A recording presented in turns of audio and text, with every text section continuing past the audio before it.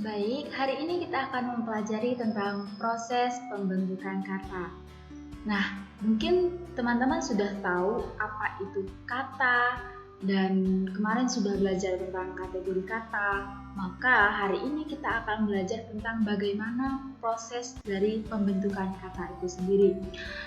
Pada pembelajaran hari ini, kita akan mempelajari tentang beberapa jenis-jenis kategori kata. Seperti yang dijelaskan dalam peta konsep, pertama, kita akan membedah apa itu kata sendiri. Kemudian, untuk menemukan bagaimana itu suatu kata menjadi satu utuh, yaitu dengan cara proses pembentukan atau juga dikenal dengan proses morfologis. Nah, dari proses pembentukannya ini dibagi menjadi 4, yaitu dengan cara afiksasi, dengan cara reduplikasi, dengan cara pemajemukan, dan dengan cara penyerapan. Pada afiksasi, kemudian dipecah lagi menjadi 4, yaitu ada prefiks, sufiks, konfiks, infiks. Sedangkan pada reduplikasi juga dipecah kembali menjadi 4, yakni reduplikasi utuh, reduplikasi sebagian, reduplikasi berubah bunyi, reduplikasi perubahan. Sedangkan pada penyerapan dibagi lagi menjadi 4, yakni ada jenis adopsi, adaptasi, terjemahan, dan kreasi. Sebelum menginjak lebih jauh, maka kita harus memahami apa itu kata. Kata menurut Kamus Besar Bahasa Indonesia ialah satuan bahasa yang berdiri sendiri dan sudah memiliki makna. Jadi, kata sendiri sudah bisa didefinisikan.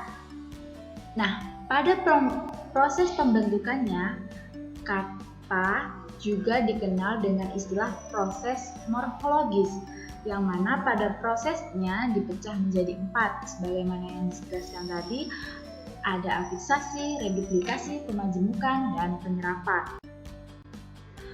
Pertama, kita akan membedah apa itu afiksasi. Afiksasi adalah proses pembentukan kata dengan cara menggabungkan afiks pada bentuk dasar atau juga dapat disebut sebagai proses penambahan afiks untuk menjadi sebuah kata. Hasil proses pembentukan afiks itu disebut kata imbuhan. Nah, apa bedanya afiksasi dengan afiks? Nah, kalau afiksasi adalah kata yang sudah mendapatkan imbuhan, misal kata bangga kemudian mendapat imbuhan ber di depannya menjadi berbangga. Sedangkan afiksnya adalah kata ber. Jadi afiksasi adalah contohnya berbangga, sedangkan afiksnya adalah ber. Perlu dipahami ya. Untuk mengenal lebih jauh apa itu afiksasi, mari kita juga mengenal macam-macam atau jenis-jenis dari afiksasi. Afiksasi dibedakan menjadi 4. Yang pertama, ada yang namanya prefiks atau awalan. Prefiks merupakan proses pembentukan kata dengan cara menambahkan afiks atau imbuhan di depan bentuk dasarnya. Biasanya ya, afiks yang dipakai adalah di, ter, ke, se, men, pen, pra, dan sebagainya. Contoh pada kata terbuang. Nah, dasar katanya adalah buang, kemudian mendapat imbuhan di awal ter menjadi terbuang. Kemudian yang kedua adalah infiks atau imbuhan yang di tengah. Infiks adalah proses pembentukan kata dengan cara menambahkan afiks pada tengah bentuk dasarnya, namun hanya berupa sisipan. Contohnya ada l, r, am, dan it. Contoh penerapan dalam kata, misalnya tunjuk kemudian disisipkan kata l menjadi telunjuk. Nah, jadi telunjuk itu asal katanya dari telunjuk.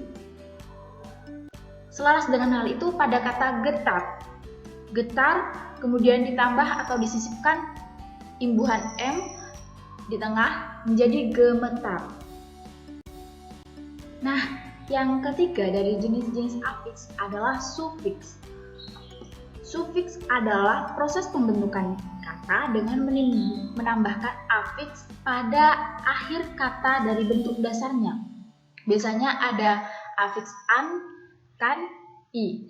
Nah, contoh penerapan dalam kata misal kata ayun, kemudian ditambah imbuhan an di belakang menjadi ayunan. Nah, afiksasi yang keempat yaitu berupa konfiks atau campuran. Jadi, pada konfiks merupakan proses pembentukan kata dengan menambahkan afiks atau imbuhan di depan dan di belakang kata. Contohnya itu biasanya dikan, memperkan, diperkan, mekan, dan sejenisnya. Jika diterapkan dalam kalimat, jika diterapkan dalam sebuah kata, misal kata tahan, kemudian mendapat imbuhan memper di depan dan kan di akhir menjadi mempertahankan. Proses pembentukan kata yang kedua adalah pemajemukan. Pemajemukan kita pahami pertama dengan istilah kata majemuk. Kata majemuk ialah dua kata atau lebih yang menjadi satu dengan erat sekali dan merujuk atau menimbulkan satu pengertian baru. Sehingga dalam bahasa Indonesia, pemajemukan juga diartikan sebagai susunan senyawa yang sudah memiliki makna baru. Misal, pada kata mata sapi, jika diartikan satu persatu, mata adalah bagian organ tubuh manusia, sapi adalah hewan.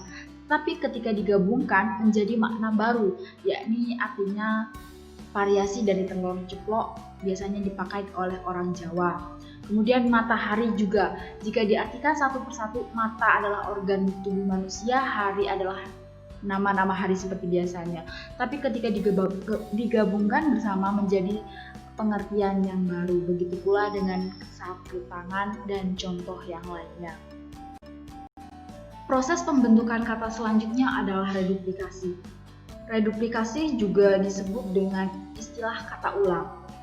Dalam bukunya Kraft pada tahun 1991 menjelaskan bahwa kata ulang sebagai wujud dari gramatikal yang bisa berupa penggandaan sebagian atau seluruh dari bentuk sebuah kata. Nah, untuk lebih jelasnya, mari kita pahami jenis-jenis dari reduplikasi. Jenis kata ulang yang pertama adalah kata ulang utuh atau murni. Nah, reduplikasi utuh atau murni merupakan pengulangan yang dilakukan secara keseluruhan diulang. Dengan kata lain, sebuah bentuk dasar mengalami pengulangan seutuhnya. Misalnya, pada kata rumah-rumah, pohon-pohon, pencuri-pencuri, anak-anak. Jadi adalah utuh kata yang diulang. Sedangkan yang kedua adalah kata ulang berubah bunyi, yakni perubahan bunyi yang dilakukan adalah pada konsonan atau pada bentuk vokalnya. Kata ulang jenis ini terjadi pada bentuk dasar, namun terjadi perubahan bunyi.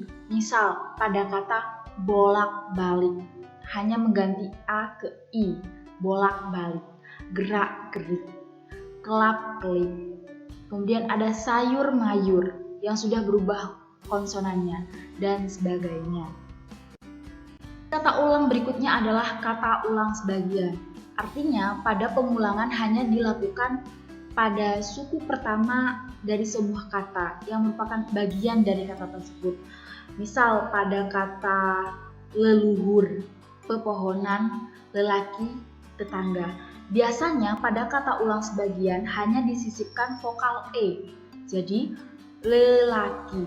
Jadi disisipkan E, kemudian diambil huruf L yang memang ada pada kata tersebut. Sama dengan leluhur, pepohonan, dan tetangga. Kemudian ada pula kata ulang yang berimbuhan. Artinya kata tersebut memang diulang tapi juga mendapatkan imbuhan. Contoh pada kata aturan-aturan.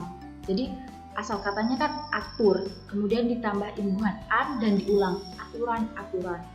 Sama juga dengan berlari-lari, bermeter-meter. Jana kan mendapatkan imbuhan ber di depannya, kemudian ada pengulangan dari kata lari. Jadi berlari-lari. Sama dengan halnya bermeter-meter. Proses pembentukan kata yang terakhir adalah penyerapan. Penyerapan merupakan kata-kata asing yang diserap ke dalam bahasa Indonesia. Penyerapan kata-kata asing terjadi karena beberapa hal. Biasanya kata asing dianggap lebih cocok konotasinya, bercorak internasional, lebih singkat dibandingkan terjemahannya, dan mempermudah cara kesepakatan karena dalam bahasa Indonesia sinonimnya terlalu banyak.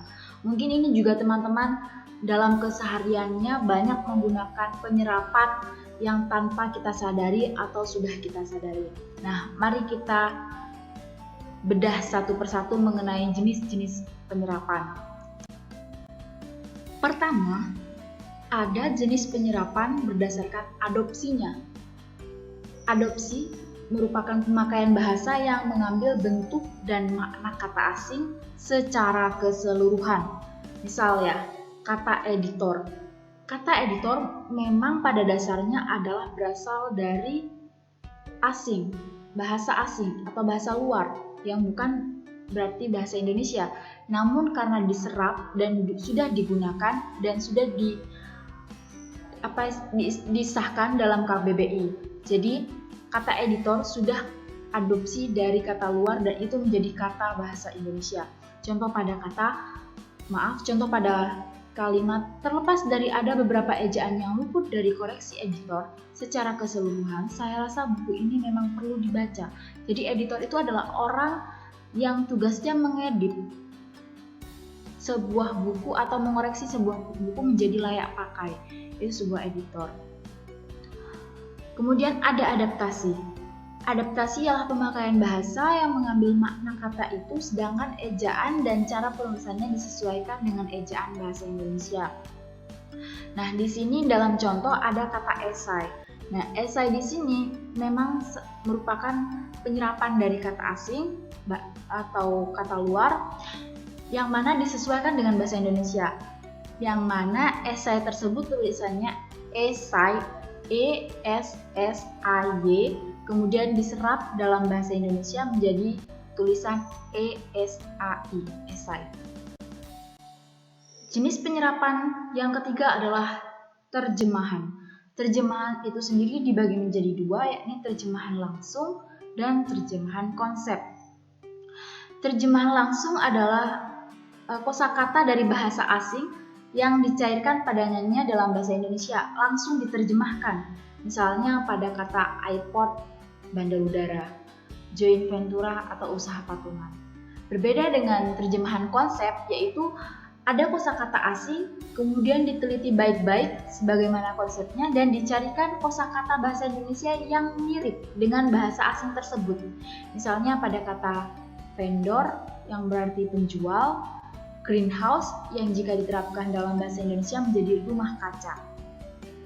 Kemudian penyerapan yang keempat berbentuk kreasi. Meskipun pada kreasi ini terlihat sedikit mirip dengan terjemahan, namun ada beberapa perbedaan. Dalam kreasi tidak menurut bentuk mirip seperti aslinya yang ditulis dalam 2/3 kata, sedangkan dalam bahasa Indonesia hanya satu kata. Misalnya korupsi. Korupsi itu kan penyalahgunaan keuangan. Jadi langsung disingkat langsung jadi korupsi. Kemudian kolusi. Kolusi itu kan persekongkolan. Jadi disingkat langsung jadi kolusi. Handphone. Itu kan telepon genggam, tapi sudah diserap menjadi handphone. Demikianlah penjelasan mengenai proses pembentukan kata. Semoga bermanfaat. Terima kasih, tetap semangat dalam meraih impian. Sukses selalu.